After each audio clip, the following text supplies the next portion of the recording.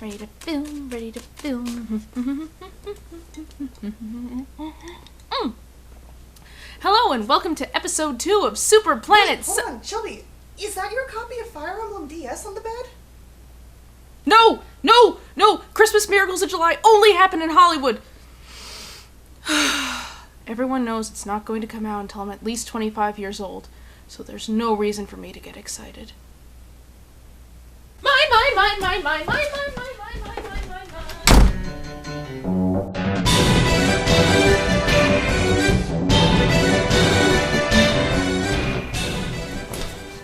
Hello and welcome to our second episode of Super Planet Sundae.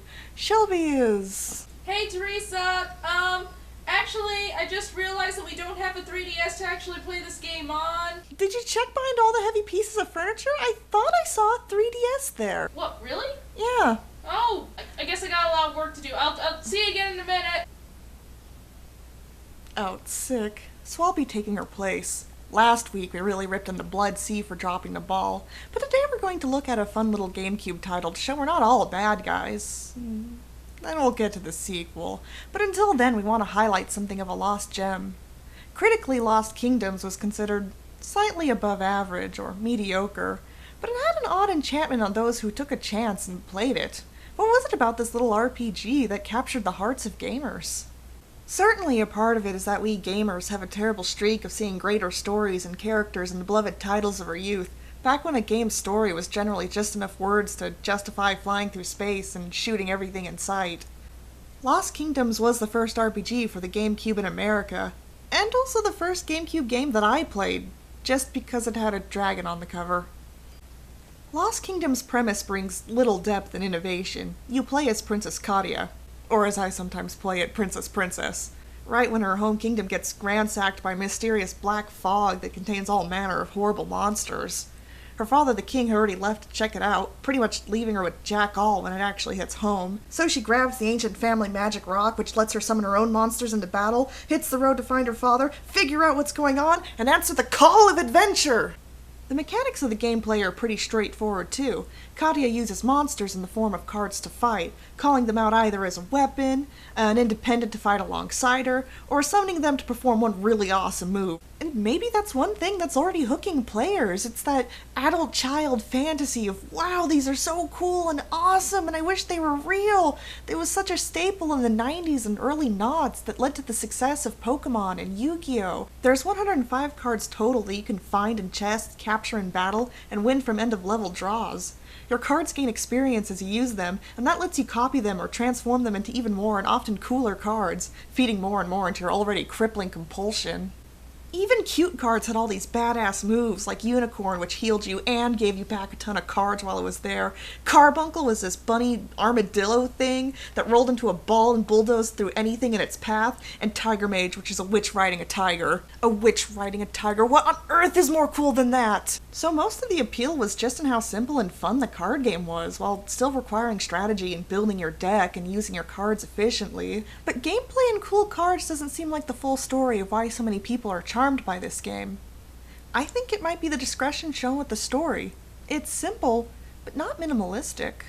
A lot of RPGs can get distracted with world building, giving each town its own little mini-plot, filling out its cast with character archetypes, but Lost Kingdoms didn't dress itself up, which is not to say that bigger and more complicated stories are bad. There's a growing sentiment in the gaming community that stories are nothing but interference to what games are actually about. The more minimalistic the story, the more it's praised, especially if it's left to the game mechanics alone to tell it, even if it's just, a guy is running from something. Tim Rogers! Games like Shadow of the Colossus and Journey have garnered a lot of critical acclaim with this kind of story, and while they're fantastic games, it wasn't all because of how little dialogue they chose to use. Like any artistic medium, we can't restrict games to just one narrative blueprint, and by that extension, we can't restrict it to just these two extremes either, you know? Grandstanding operas on one end, and a guy has a hammer on a hill and he's building a house, and that's the game and it's so deep! The only characters that matter are Katia, her guide Gerd, her dark princess Foil, and the main antagonist, so they're really the only ones you see. There is only so much to read about Katia's character since she's the silent protagonist, but what you can get is pretty badass. She really has no party or anything to help her save the world. She just packs a backpack and starts trekking across the whole continent in her princess clothes all by herself. Her only real ally is Gerd, who acts like some kind of cross between a retired drill sergeant and that nasty DMV examiner you always get on your first road test. Heck, just look at what she says to Katia when they first meet.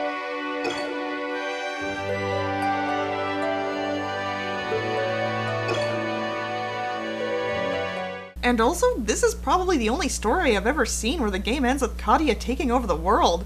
And this is a good thing!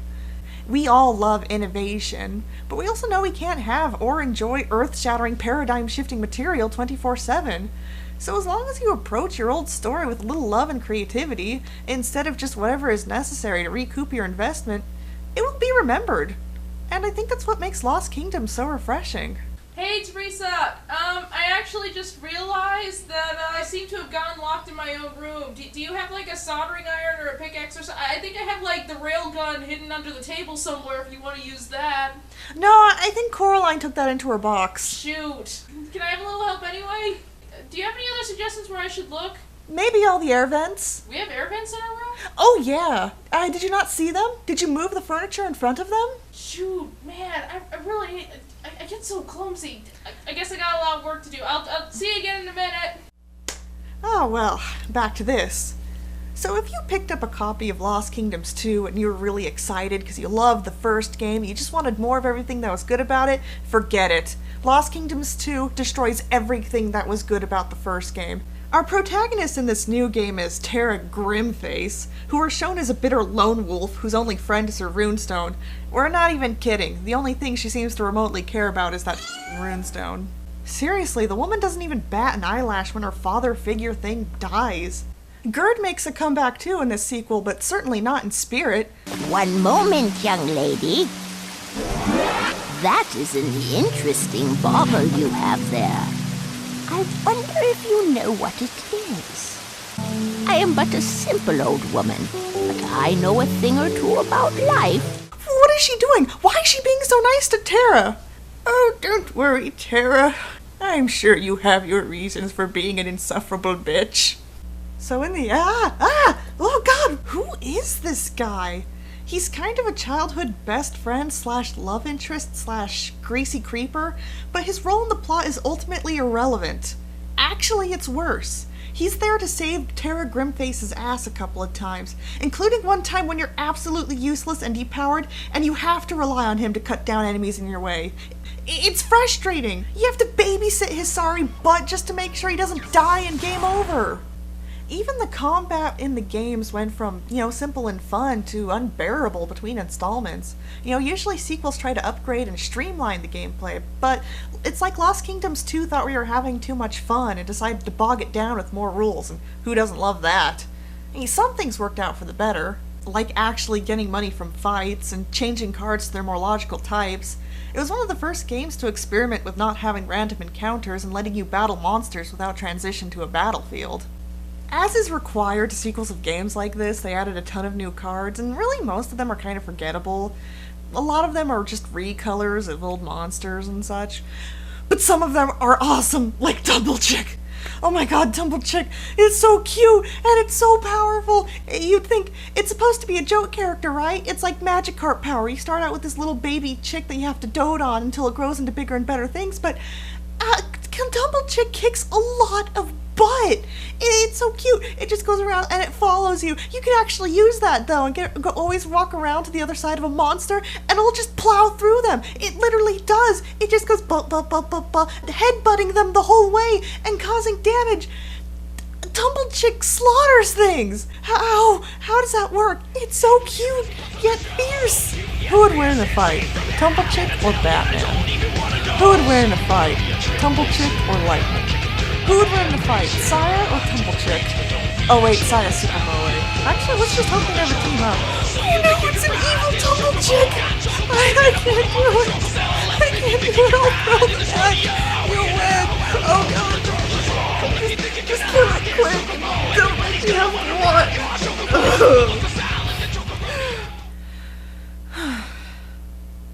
But the awesomeness of Tumble Chick aside, some of the changes to the cards are aggravating. Your ability to heal yourself in battle was gutted, some cards are absolutely useless in the single-player campaign, and your ridiculously overpowerful cards were cut in half while making the weaker cards just kind of pale and get more useless as the game progresses. There's also a new element, Mech, but its place doesn't seem to make much sense or add anything. It's like an element specifically tailored to be a pain to fight but not nearly so useful in your own hands.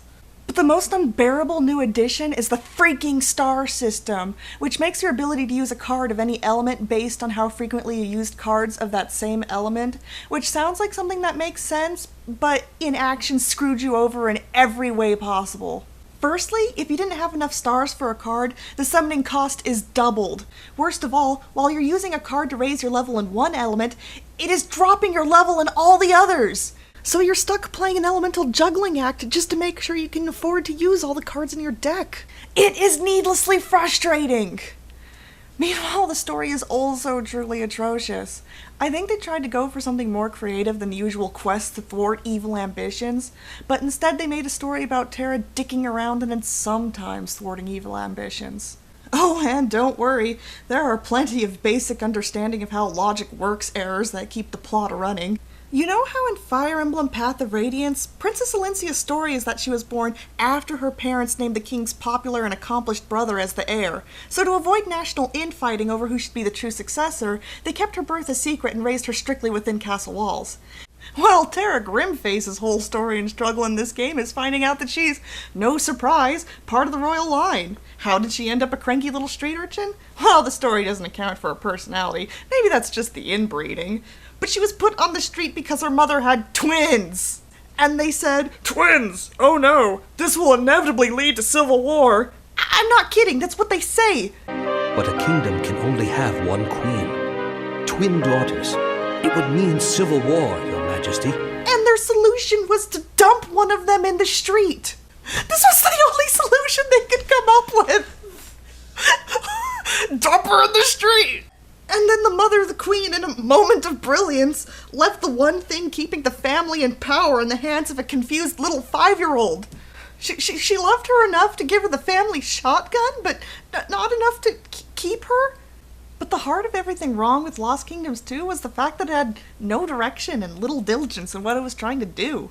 In Lost Kingdoms, Katia started out with a clear goal in mind, but Terra's just an apathetic thief. Her motivation doesn't go much deeper than just doing her own thing. And then most of the story is focused on her personality and relationships with other characters, but they left her a silent protagonist. How do you expect to give your character's personality any depth, or her relationships any richness and meaning, if she can't talk? Terra is both unequipped for and indifferent to everything going on around her, which makes the politics and the mystery of the world, and heck, even the story itself, just feel patty and irrelevant to her already stunted personal journey. This is further hindered by the plots and baddies being thrown in with only bare minimum cohesion to each other to start with. Like this really freaky cult thing, and some sort of Kandarian uprising whose drama is utterly forgettable, and of course the 100% Trustworthy Dragon! She just needs to get through some mountains, and she's greeted by this?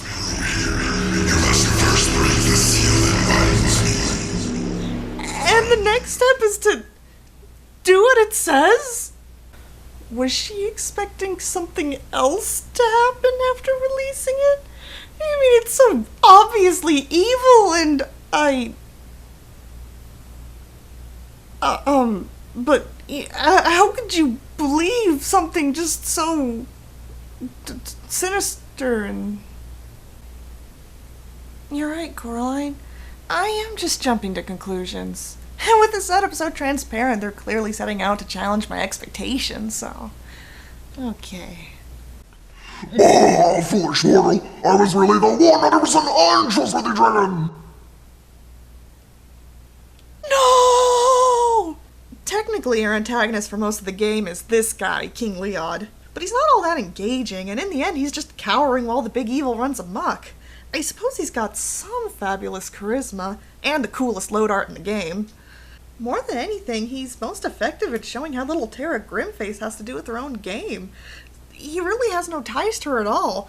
He did cause the death of her gang of thieves, but it's established she just might be happier with them dead, so what gives?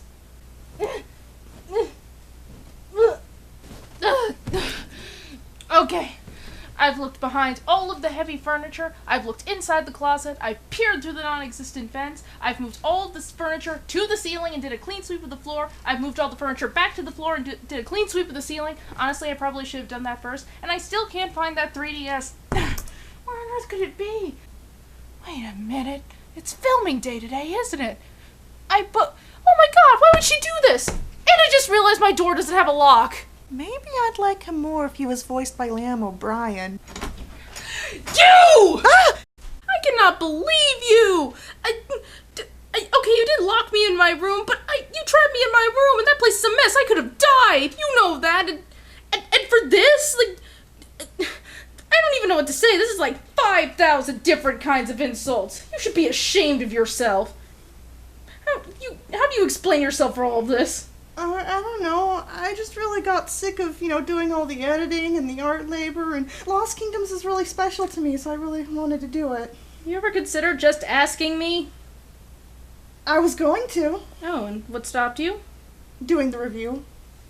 Well, that makes sense, but hey, I know how hard editing can be. I mean, I make so many mistakes that I have like 500,000 takes for you to shovel through and have to organize, so... Next time, you get to do a review all by yourself, you know? Really? Mm-hmm. Just let me know whenever you want. Editing and all. Now embrace me, friend! Oh, I'm sorry about lying about Fire Emblem 3DS. I'm sorry I scuffed up the ceiling. What? Alright, now it's time for me to get back to my review. My review. You stay here. Much better. So, Lost Kingdoms 1, lean, mean fighting machine. Lost Kingdoms 2, boring, overextended, and directionless. In an attempt to revitalize its whole franchise, Lost Kingdoms 2 actually lost a lot of its magic, and indeed just created something more cliched and badly aged than its predecessor ever was. So at the end of the day, Lost Kingdoms teaches us a really strange but really important lesson. Sometimes just piling on new for the sake of new isn't the way to make a good story, Teresa. And sure, Lost Kingdoms 2 did a lot of new and interesting things, but it was all without a plan or direction, so instead of being fun, it was just boring and a pile of junk that you had to shovel through to even get to something meaningful and likable, Teresa. What made Lost Kingdom special was not how much stuff it had or how much of it was at the cutting edge. It wasn't a minimalistic epic trying to tell a novel in a nutshell, it was just trying to make a good, straightforward story and game, and it made really smart decisions on what to keep and what to ditch, and what to change. It's a great philosophy for any artistic endeavor, so even if it's made of the stuff we've all seen before, it still feels really well made and enjoyable. And that, friends, is a lesson that both sides of the minimalism versus epic debate could stand to learn. Huh, I wonder who that is.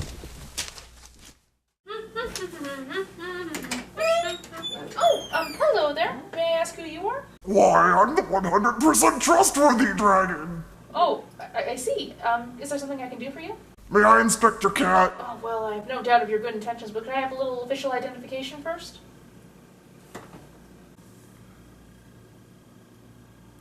Huh! My goodness, that is official. Hang on one second, I'll go get her. Got her. Here she is. Now she eats 2 meals a day, and she needs her allergy medication, which I'll get to you. And she loves, actually she hates everyone, but she's so cute and soft. Well, no, she's not really that either. But she's definitely worth the time. Now, how long exactly will it take for you to inspect her? You've been had by the 100% untrustworthy dragon! Shoot, I forgot to tell them about her explosive vomiting. God, he really must be official. I mean, he was just in and out. That's efficient. If you think you can ride in this rodeo, you know, I don't know till the turns are wrong. If you think you can